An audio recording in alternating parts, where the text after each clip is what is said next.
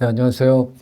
날씨도 꾸물꾸물한데 많이들 이렇게 참석해 주셔서 감사드리고 늘 뭐 1년에 한두 번씩 이렇게 R&D 데이를 하는데 못 보던 분들이 또 이렇게 많이 오시네. 시작하도록 하겠습니다.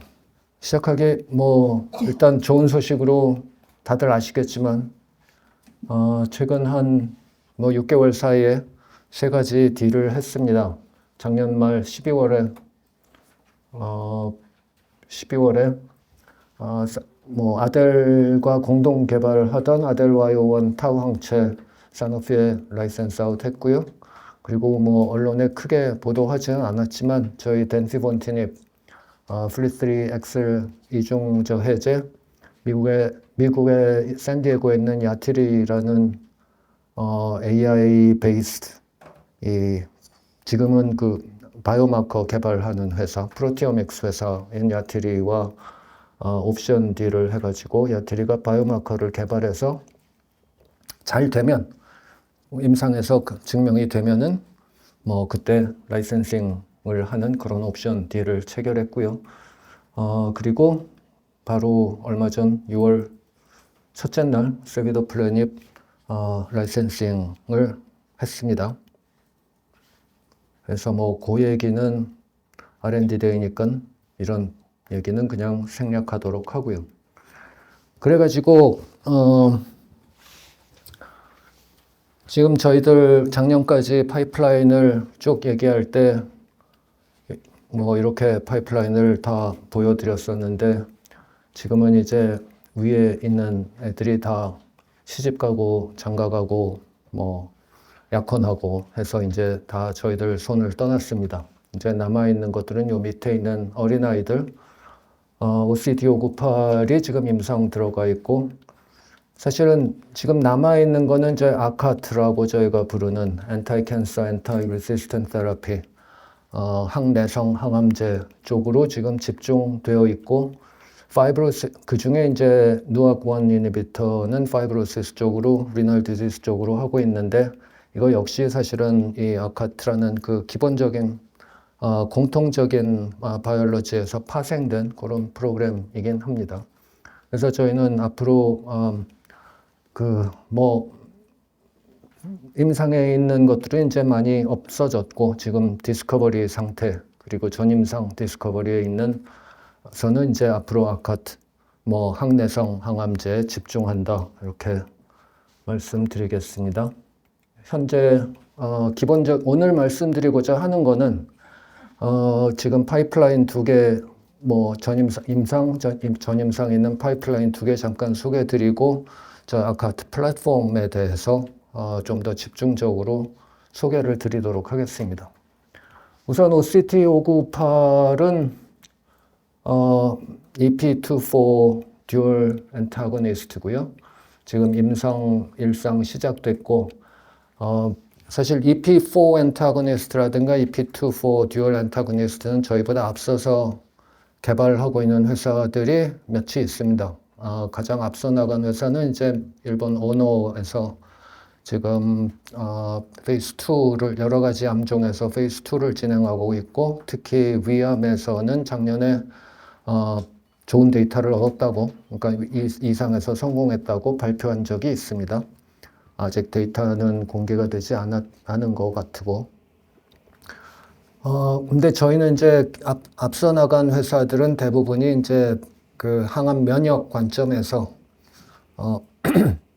항암 면역 관점에서 그 이뮨 체크포인트 이니비터랑 컨비네이션 하는 쪽으로 개발하고 있는데 저희는 조금 뒤에서 쫓아가는 입장에서 어쨌든 개발 방향에 좀 차별성을 갖자 해가지고 항암 면역 효능도 분명히 있겠지만 일단 저희가 임상에서 확인하고자 하는 것은 항암 면역 효능보다는 이 항내성 효능을 먼저 보려고 보는 것이 이제 저희들 이 OCT598 임상의 목적입니다. 그래서 물론 궁극적으로 효능이 나오고 나중에 키트루다라든가 PD-1이라든가 이런 이뮨 체크포인트 이니비터를 더 하면은 물론 더 효능이 좋아질 거라고 생각을 하지만 저희들이 지금 초기 임상을 통해서 저희들이 확인하고자 하는 거는 이 OCT598이 그 내성을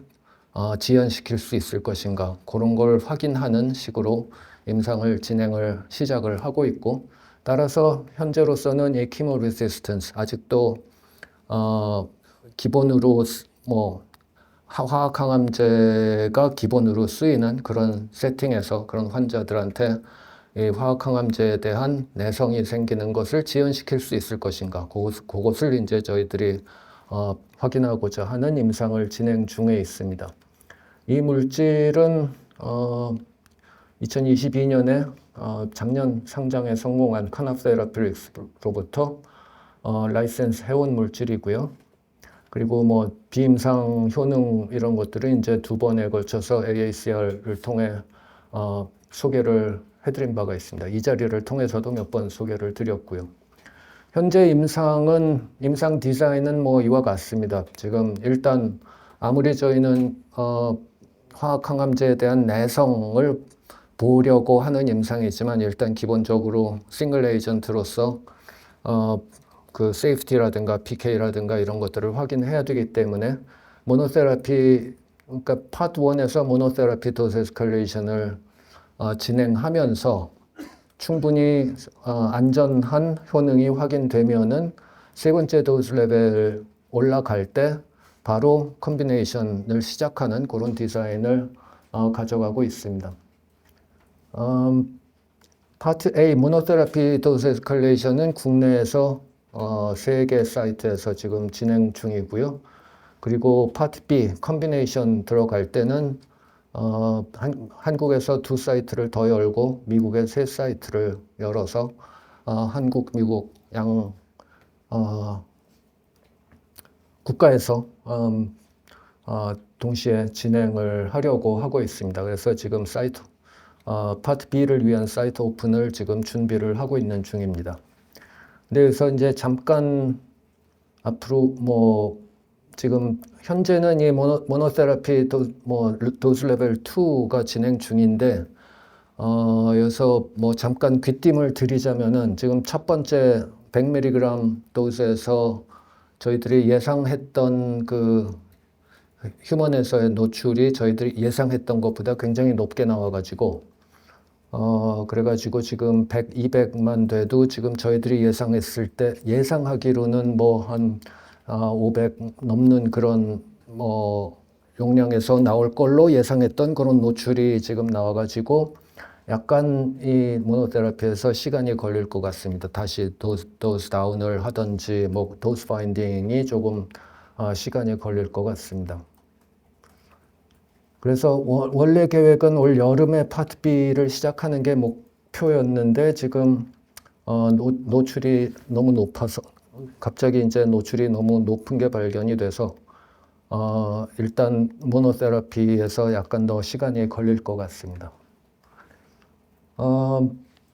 그 밖에 말씀드릴 거는 네, 어쨌든 그렇게 약간 딜레이가 될 텐데 어찌됐든 지금 파트 B는 일단 도세탁슬 컨비네이션으로 시작하고 있고요. 도세탁스를 뭐 선정한 이유는 여러 가지가 있는데 일단은 뭐 그걸 다 말씀드릴 자리는 아닌 것 같고 일단은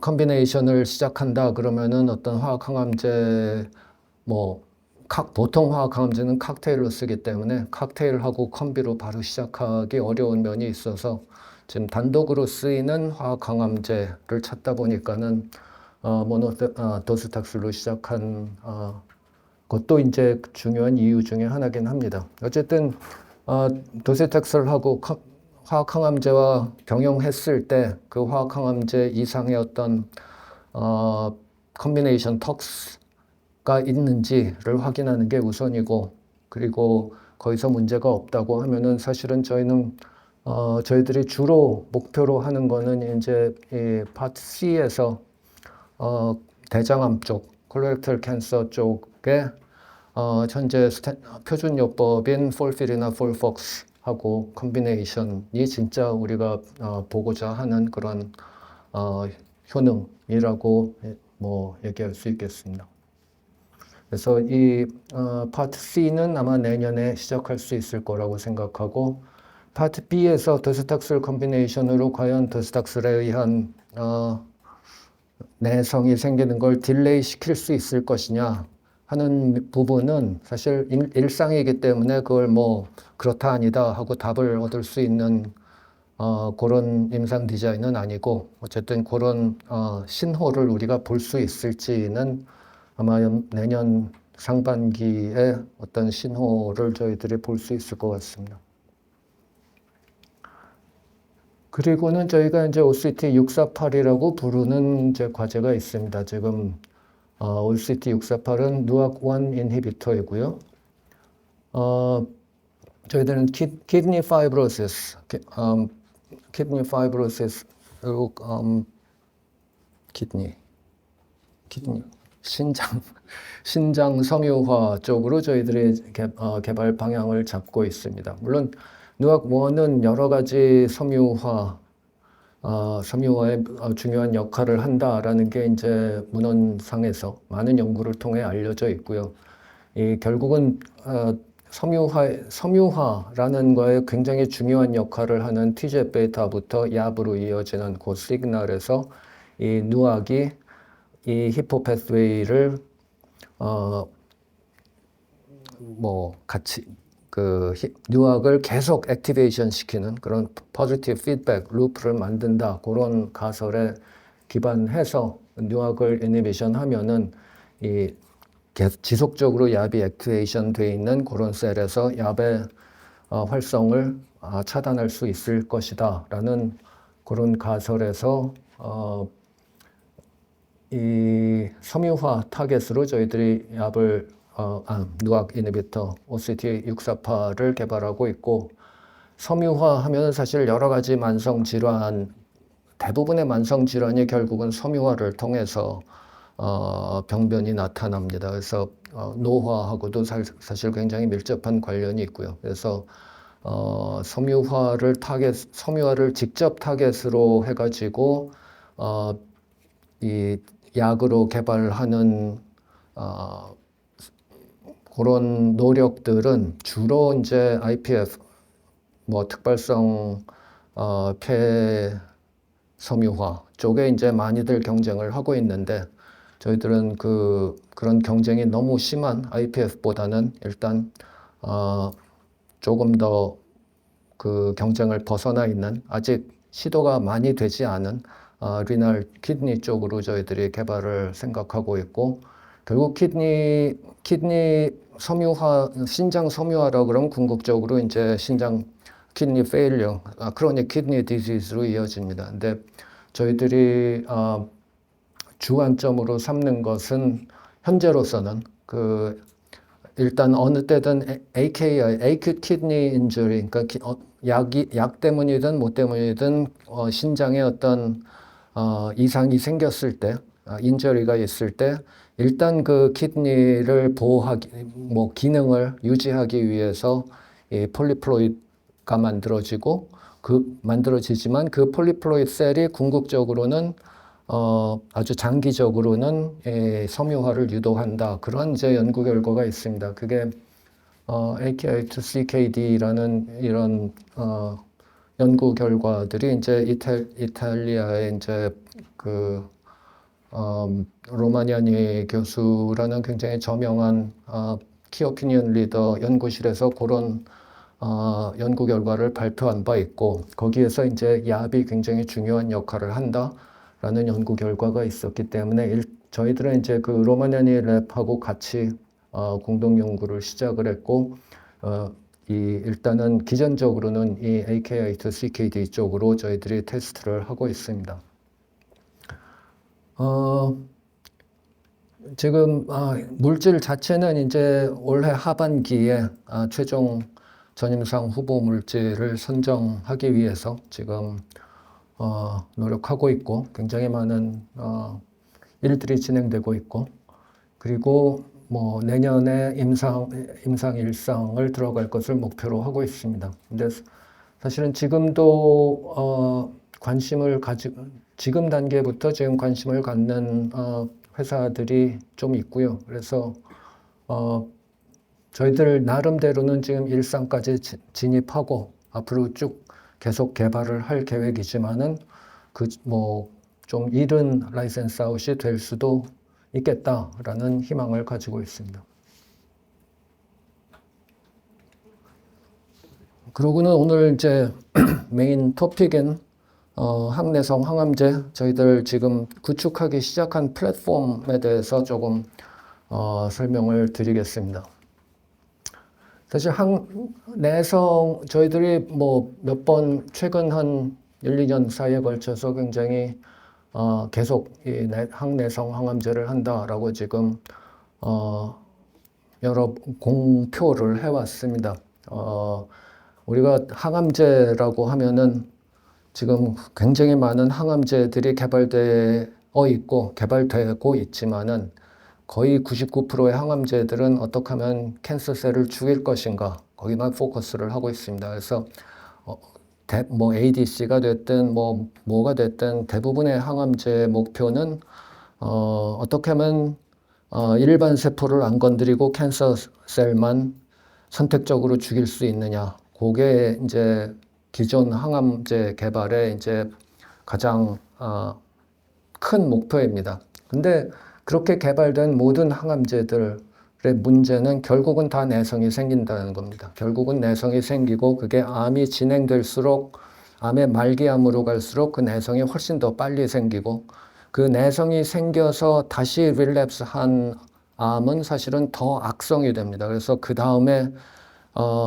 다음 치료가 더 어려워지는 그런 게 이제 이 현재 암 치료의 가장 큰 문제 중에 하나이고 저희들은 그 내성이 생기는 거를 어떻게 하면 딜레이 시킬 수 있을 것이냐.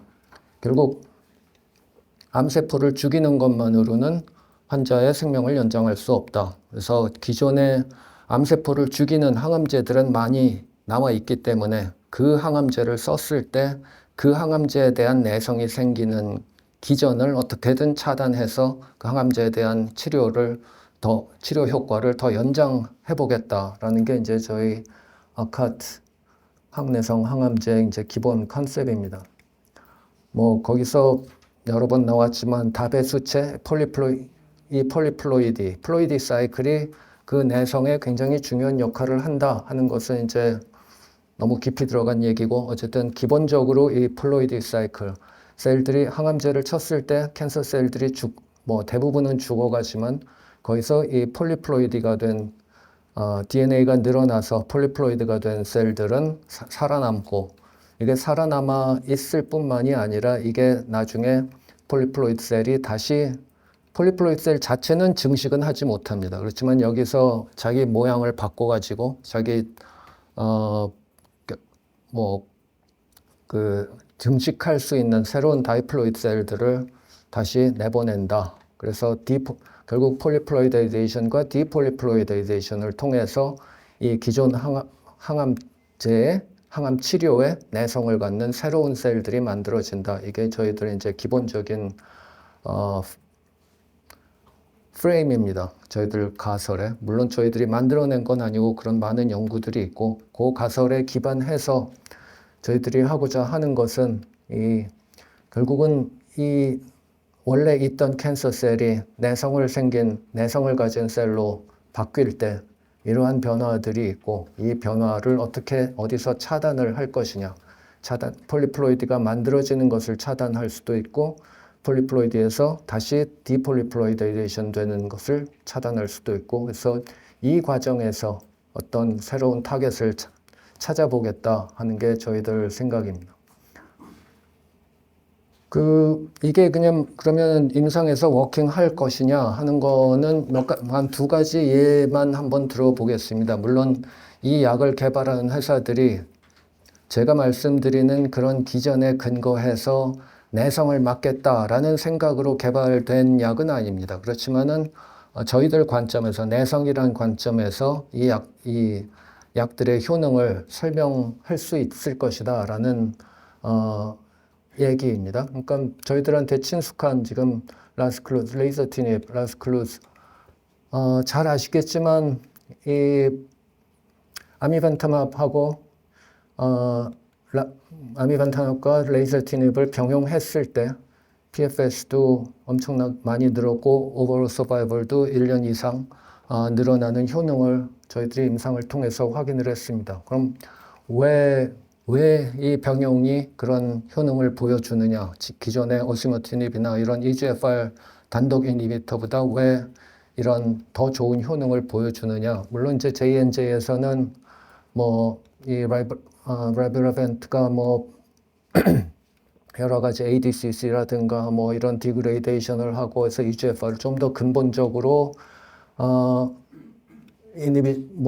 레이저티닙에 더해서 이런 근본적으로 더 딥하게 캔서셀을 죽인다라는 설명을 하고 있지만은 사실 가장 큰 차이점은 이 라이브라벤트는 EGFR하고 c-MET하고를 동시에 잡는 엔티바디입니다. 결국 EGFR 말고 c-MET을 같이 잡았기 때문이고 c-MET이라는 타겟은 사실 굉장히 오래전부터 EGFR 이니비터의 내성을 일으키는 어떤 기존 내성 타겟으로 굉장히 오래전부터 알려져 왔습니다. 그래서 많은 연구들이 이미 진행됐었지만은 그렇지만 임상에서는 사실 c-MET 이니비터를 같이 그러니까 따라서 이제 EGFR 이니비터와 c-MET 이니비터를 같이 병용해가지고 임상을 이미 여러 번 진행을 했었습니다. 그렇지만은 그렇게 병용을 했을 때 사실 키모테라피가 PFS가 4.4개월이었는데 EGFR c-MET 이니비터 병용했을 때는 4.9개월 별 차이가 없었습니다. 근데 왜 이 별 차이가 없었느냐? 이거는 이제 세컨드 라인 임상을 진행할 때 세컨드 라인이었어요. 그러니까 이미 EGFR 이니비터에 내성이 생긴 그런 환자들한테 다시 c-MET 이니비터와 EGFR 이니비터를 병용을 했습니다. 그러니까 이미 EGFR 이니비터에 내성이 생긴 환자를 다시 EGFR에 듣도록 만든다는 컨셉으로 임상을 진행했고 키모랑 별 차이가 없었습니다. 사실 이 아미반타맙 레이저티닙 콤비네이션도 세컨드 라인에서는 PFS가 4.9개월, 그러니까 별 차이가 없었습니다. 키모랑. 결국은 우리가 내성이라는 걸 얘기할 때 이미 내성이 생긴 환자를 다시 내성을 없애서 다시 그 전약에 듣게 할 것이냐 라는 어프로치는 실패를 했고 처음에 EGFR 이니비터를 줄 때 EGFR 이니비션 자체에 대한 내성이 생기는 거를 그게 이제 c-MET이 같이 내성이 생기는데 중요한 역할을 했다. 그래서 처음부터 퍼스트 라인에서 EGFR과 c-MET을 같이 이니비션 했을 때는 이렇게 내성이 생기는 게 딜레이가 지연되고 그래서 PFS와 OS가 늘어났다라고 이제 저희들은 해석을 하고 있습니다. 그래서 내성을 리버스 하는 게 아니라 저희들은 내성이 생기는 것을 막겠다. 내성에 프리벤트 하겠다라는 개념으로 접근을 하고 있습니다. 사실 c-MET이라는 타겟은 좀 전에 보여드린 그런 어떤 리제너레이션 과정, 그러니까 페런셀이 이런 폴리플로이드가 됐다가 거기서 스템셀이 나오고 그 스템셀이 새로운 생명을 탄생시키는 그런 과정, 결국은 그게 이제 리제너레이션 과정입니다. c-MET이란 요 타겟은 이 간에서 간세포의 그 리제너레이션에 굉장히 중요한 역할을 하는 그런 타겟으로 이미 알려져 있고 결국은 c-MET이 하는 일은 EGFR 이니비터에 의해서 캔서 셀들이 죽어갈 때 그 일부가 c-MET을 통해서 EGFR 이니비터에 대한 내성을 만드는 것이다 라고 생각을 하고 있습니다. 따라서 이미 EGFR 이니비터에 내성이 생긴 셀을 되돌리지는 못하지만은 처음부터 같이 c-MET을 이니비션하면은 EGFR에 대한 내성이 생긴 거를 늦춘 것이다 라고 저희는 해석을 하고 있습니다. 또 다른 예를 하나 들자면은 이제 최근에 FDA 허가를 받은 웰라쿠렐란트 글루코코이드 리셉터 엔타고니스트입니다. 얘네들이 지금 플래티넘 리지스턴트 오버리언 캔서 환자들한테 이제 세컨 라인, 그러니까 퍼스트 라인에서 플래티넘을 썼다가 이제 다시 레지스턴스가 생겼을 때, 내성이 생겼을 때 보통 이제 키모가 들어가는데 냅파클리텍스를 씁니다. 현재 뭐 표준 요법은. 거기다가 이제 렐라쿠릴렌트를 애드온 했을 때 오버롤 서바이벌을 지금 12개월에서 16개월로 4개월 늘린 그런 삼상 데이터를 기반으로 해서 지난 3월 FDA 허가를 받았습니다. 근데 똑같은 이 글루코코티코이드 리셉터 엔타고니스트를 경쟁적으로 개발하던 회사가 있습니다. 오릭이라는 회사에서 다른 GR 엔타고니스트 가지고 임상을 진행을 했는데 이들은 실패를 했습니다. 이들은 일상에서 페이스 1B에서 이미 패클리텍셀 같은 텍세인을 시도했다가 거기서 프로그레스한 환자들 대상으로 결국 그 환자들 대상으로 결국은 이미 텍솔의 텍세인 계통, 패클리텍셀 같은 텍솔 계통의 내성이 생긴 환자들한테 이 글루코코이드 리셉터 엔타고니스트를 했을 때는 효능이 없었던 것이고 패클리텍셀을 쓰지 않았던 환자들한테 플래티넘에 레지스턴트 하지만 패클리텍스를 쓰지 않았던 환자한테 처음부터 이 렐라쿠릴렌트를 병용했을 때는 그 내성 생기는 게 지연돼 가지고 이런 효능이 나왔다라고 해석을 할 수 있겠습니다. 사실 이 글루코코이드 리셉터 엔타고니스트 같은 경우는 잘 아실 것 같은 미페프리스톤 이거는 이제 뭐 피임약이자 임신 중절약 그런 걸로 지금 미국에서도 논란이 많은 약이긴 한데 어쨌든 이 미페프리스톤 같은 경우 이런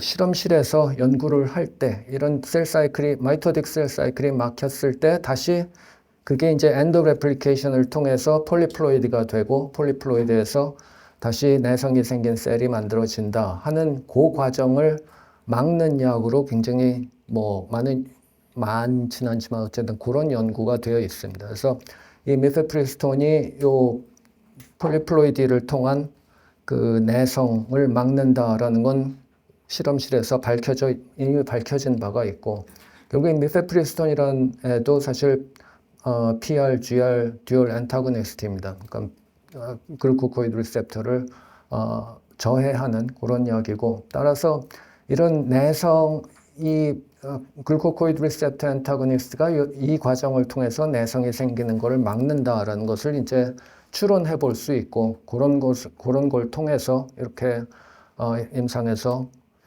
내성이 생기는 것을 늦췄다라는 해석을 할 수 있습니다. 사실 이 콜셉트라는 이 회사는 이 렐라쿠릴렌트를 가지고 이 오버리언 캔서뿐만 아니라 다른 암종으로도 지금 임상을 진행을 하고 있고 저희들처럼 대놓고 내성을 막겠다 이런 레셔널을 가지고 개발을 하고 있지는 않지만은 이 다른 임상에서도 이 가능하면 프론트라인에서 그러니까 내성을 되돌린다는 생각보다는 이 프론트라인에서 내성이 생기는 걸 막는 그런 임상 디자인으로 개발을 하고 있습니다. 그래서 그런 전체적인 그림 하에서 저희들의 이제 목표는 기존의 어떤 항암제는 이제 기본적으로 어떤 암에다가 어떤 치료제를 만들 것이냐, 어떤 암이 어떤 타겟에 센시티브 할 것이냐, 어떤 암종, 바이오마커가 있든 없든, 키모테라피건, 어떤 타겟 테라피건, 어떤 암에다가 어떤 약을 치니까 그 암세포가 잘 죽더라 하는 그것을 개발하는 게 기존의 항암제 개발입니다. 결국 요 2차원적인 어떤 튜머에 어떤 테라피를 할 것이냐를 개발하는 게 기존의 이제 항암제 개발이라면은 저희들 같은 경우는 그 한 차원을 더 늘려서 어떤 암에 어떤 치료제를 썼을 때 어떤 타겟을 통해서 가장 효과적으로 내성이 생기는가. 그래서 어떤 타겟을 저해했을 때 그러니까 어떤 암에서 어떤 치료제를 썼을 때 어떤 타겟을 저해하면은 가장 내성을 효과적으로 저해할 수 있을 것이냐. 그것을 찾아가는 게 이제 저희들의 목표입니다. 그래서 이런 2차원적인 항암제 개발에서 저희는 요 3차원적인 저희들이 T3 스페이스라고 부른 튜머 세라피 타겟 스페이스를 어떻게 잘 내비게이션 할 것이냐. 그게 이제 저희들 플랫폼의 목표입니다. 그래서 결국은 이런 타겟을 잘 찾아가는, 타겟을 찾는 것뿐만이 아니라 어떤 타겟을 했을 때 그 타겟이 또 거꾸로 어떤 암종, 어떤 치료제 했을 때 가장 효과적일 것이냐. 그런 거꾸로도 찾아갈 수 있는 그런 플랫폼을 저희들이 지금 만들어 가고 있습니다. 그래서 좀 구체적으로는 지금 하이 트루풋, 하이 컨텐트 스크리닝 하는 것을 지금 개발하고 있고, 또 아까 말씀드린 이 내성이 생기는 과정을 이제 좀 시스템 바이올로지나 싱글셀 RNA-seq을 통한 시스템 바이올로지를 통해서 지금 타겟을 찾아가는 그런 과정, 그런 것들을 지금 진행을 하고 있습니다. 그래서 현재로서는 이제 언맷 니즈가 큰 부분, 기본적으로 항암제, 그러니까 약이 키모테라피 말고는 별로 없다시피 한 이 마이크로세룰라이트 스테이블 콜로렉탈 캔서라든가 글리오블라스토마, 그리고 타겟티드 테라피까지 이런 컨텍스트에서 어떤 타겟이 가장 효과적으로 내성을 막을 것인지 그런 것을 찾아가려고 하고 있습니다. 그런 방법으로는 이제 아까 말씀드린 대로 이 셀에다가, 캔서 셀에다가 어떤 키모테라피라든가 어떤 세라피를 하면은 폴리플로이드가 만들어지고 그 폴리플로이드가 다시 비대칭적으로 분열해서 다시 이제 내성을 갖는 캔서 셀이 나오는 그 과정을 저희들이 추적하는, 시간별로 추적하는 그런 세팅이 돼 있고, 이것처럼 이제 도스텍스를 치지 않았을 때는 셀이 계속 증식을 하지만 도스텍스를 있을 때는 얘 증식을 못하고 가만히 있다가 증식을 못하고 많이 죽어나가고 그러고 있다가 이 몇 군데에서부터 내성을 갖는 콜로니들이 생기는 것을 이제 볼 수가 있습니다. 새로운 내성을 갖는 셀들의 콜로니들이 생기는 걸 볼 수 있습니다. 이 과정을 저희들이 이제 추적해 가면서 이미지 분석을 합니다. 그래서 기본적으로는 핵을 마킹하는 그런 빨간색으로 핵을 마킹하고 이 페이스 컨트라스트로 기본적으로 이제 현미경을 통해서 보면은 사실은 이렇게밖에 안 보입니다. 그러니까 빨간 게 핵이고 셀 모양이 어떻게 생기고 그거밖에 안 보이지만은 이거를 이제 저희가 그 셀 하나하나, 여기 있는 셀 하나하나의 어떤 사이즈라든가 그 안에 핵의 개수, 그리고 그 모양, 그리고 그 텍스처, 이런 것들을 이제 다 하나하나를 다 AI로 분석을 해서 AI가 결국 이 프레임 안에서 모든 셀에 대해서 그 피처를 익스트랙션 해서 그 셀들을 하나하나 다 어떤 노테이션을 합니다. AI가. 그래가지고 결국 예를 들어서 이 셀 같은 경우는 지금 폴리플로이드 자이언트 셀 PGCC라고 불리는데 이 커다란 셀인데 이렇게 보면은 안에 핵이 여러 개고 피처가 어떻고 이런 이제 비슷한 모양과 모폴로지를 가진 셀들을 이제 클러스터를 이렇게 할 수가 있습니다. 그래서 그 셀들이 어떻게 변해가는가 하는 것을 이제 저희들이 추적할 수 있고, 결국 저희들 이제 싱글셀 모폴로믹스라고 부르고 있는데, 이걸 통해서 어떤 셀들이 궁극적으로 내성을 가진 그런 셀들로 가는지, 그 셀들의 특징이 뭔지, 그런 걸 통해서 저희들이 이제 그 다음에 그 셀들의 스크리닝을 통해서 새로 내성 타겟을 찾아가는 그런 그런 스크리닝 시스템을 셋업을 하고 있고,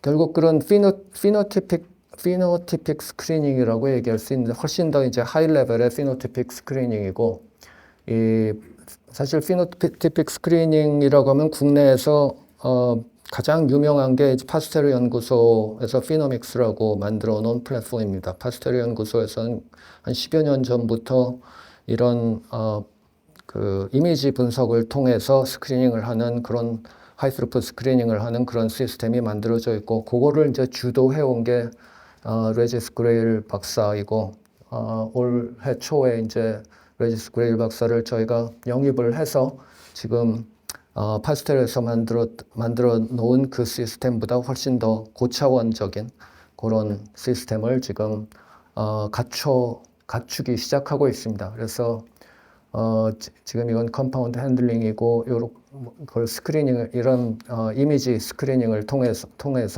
이미지를 얻고, 그 이미지를 뭐 여러 가지 AI를 통해서 좀 전에 말씀드린 것처럼 분석을 하고, 그 분석을 통해서 새로운, 그러니까 그 분석을 통해서 이 셀들의 변화를 이해를 하고, 그 다음에 그걸 스크리닝을 함으로 해서 이제 새로운 내성이 생기는 가장 좋은 타겟을 찾아내는 그런 플랫폼을 지금 건설하고 있습니다. 아마도 뭐 1, 2년 빠르면 뭐 연말이나 내년 정도면은 여기를 통해서 나온 어떤 결과 같은 것도 같이 공유할 수 있을 것으로 기대를 합니다. 그래서 뭐 끝마치는 말씀을 드리자면은, 저희들이 아시는 것처럼 이제 최근에 레이저 티닙의 로열티도 있고, 그리고 그 두 개의 딜을 통해서 상당한 자금이 연구비 자금이 이제 유입됐고, 그것들을 이제 본격적으로 저희들이 글로벌과 경쟁할 수 있는 그런 오늘 말씀드린 그 플랫폼을 인프라스트럭처에 저희들이 투자를 하고 있고, 그뿐만이 아니라 또 훌륭한 인재들, 오늘 소개해드린 몇 분 포함해서 앞으로도 계속 훌륭한 인재들을 계속 저희들이 불러 모으고, 그리고 거기다 덧붙여서 앞으로 어떤 소위 말하는 오픈 이노베이션, 그 라이센싱이 될 수도 있고, 어떤 공동 연구, 저희들이 사실 현재 인력 규모에서 많은 그 연구를 내부에서 진행할 수 있는 그런 규모가 안 되기 때문에 많은 부분들을 이제 밖에 있는 회사들과 공동으로 저희들 프로젝트를 같이 진행하는 그런 생각을 하고 있습니다. 그래서 이런 노력들로 저희들 당분간 한 2, 3년 정도는 이 항내성 항암제를 완전히 글로벌에서 사실은 글로벌에서도 아직은 내성만을 타겟한다 하는 회사는 제가 알고 있기로는 없습니다. 그래서 인벤터이자 파이오니어이자 챔피언, 그리고 이 항내성 항암제라는 이 분야의 퍼스트 무버로 자리매김하고, 그걸 통해서 브레이크스루 클리니컬 데이터들을 만들고, 그리고 2030년까지는 최소한 2개 이상의 큰 딜을 만들어내도록 저희들이 노력하겠습니다 정도는 아니고 그렇게 하겠습니다. 오늘 준비한 내용은 여기까지고, 혹시 질문이 있으시면은 마이크를 드리도록 하겠습니다.